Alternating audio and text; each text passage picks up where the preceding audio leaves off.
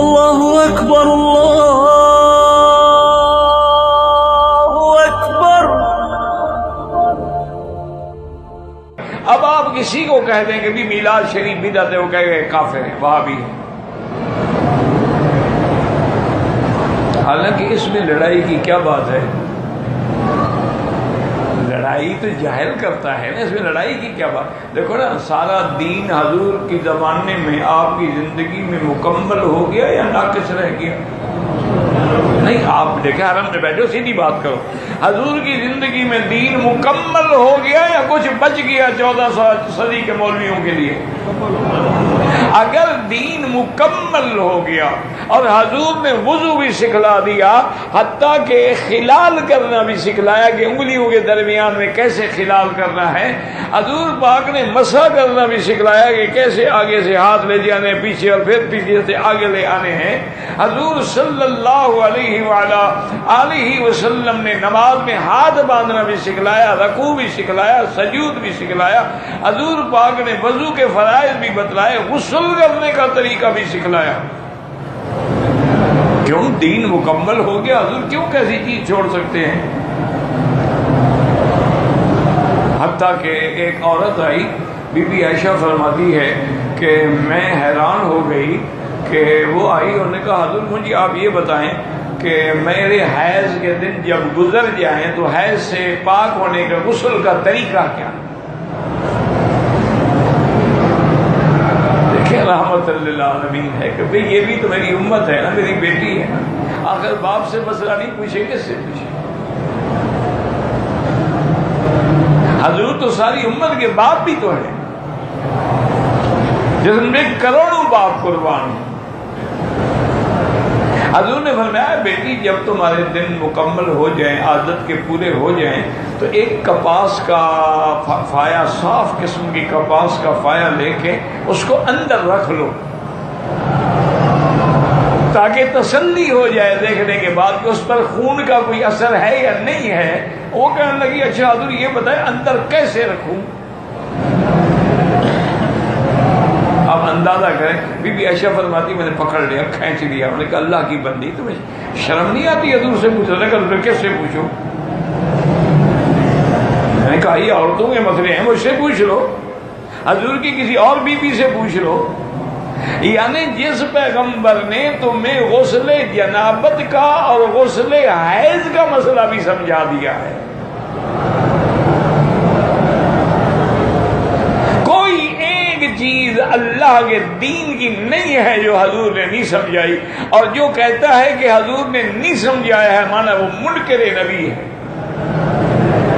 کیونکہ قرآن ہے الیوم اکملت لکم دینکم واتممت علیکم نعمتی ورضیت لکم الاسلام دینا۔ تو جس مدنی نے مرنے کے احکام بھی سکھلا دیے ہیں، قبر کھودنے کے احکام بھی سکھلا دیے ہیں، کفن ڈالنے کے احکام بھی سکھلا دیے ہیں، دفن کرنے کے احکام بھی سکھلا دیے ہیں، اور اگر جنازے میں لڑکا ہے لڑکی ہے تو اس پر دعا بھی سکھلا دی ہے، صرف میلاد نہیں سکھلایا۔ خدا کا خوف کرو، اگر یہ دین کا حصہ ہے تو اللہ کے نبی نے کیسے نہیں سکھلایا؟ اور اگر یہ دین نہیں ہے تو پھر اس کو دین سمجھنا، ایمان سمجھنا اور اس پر انکار کرنے والوں کو کافر اور وہابی کے فتوے دینا، کیا تم مرو گے نہیں؟ خدا کو جواب نہیں دو گے؟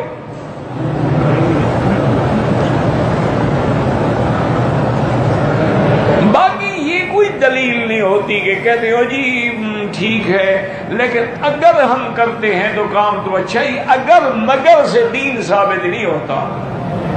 تم مغرب کی 3 رکعتوں کے بجائے اگر 4 پڑھ لو تو کیا ہوگا؟ کام تو اچھا ہے نا، نماز پڑھ رہے ہو نا۔ اگر طواف کے 7 چکروں کے بجائے 8 کر لو تو مگر کیا ہوگا؟ ایمان سے نکل جاؤ گے، تم حضور کی مخالفت کر رہے ہو۔ خدا کے لیے سمجھو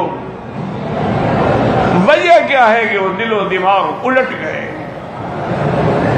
خود جانتے ہیں کہ اس بزرگ کا جنازہ ہم نے پڑھا ہے، کفن ہم نے دیا ہے، اس کی قبر ہم نے کھودی ہے، قبر میں ہم نے رکھا ہے، اور جب 10 میٹر نیچے چلا گیا ہے تو اب وہ حاجت روا بھی بن گیا، مشکل کشا بھی بن گیا، اس سے مدد مانگی جا رہی، یا غوث یا داتا۔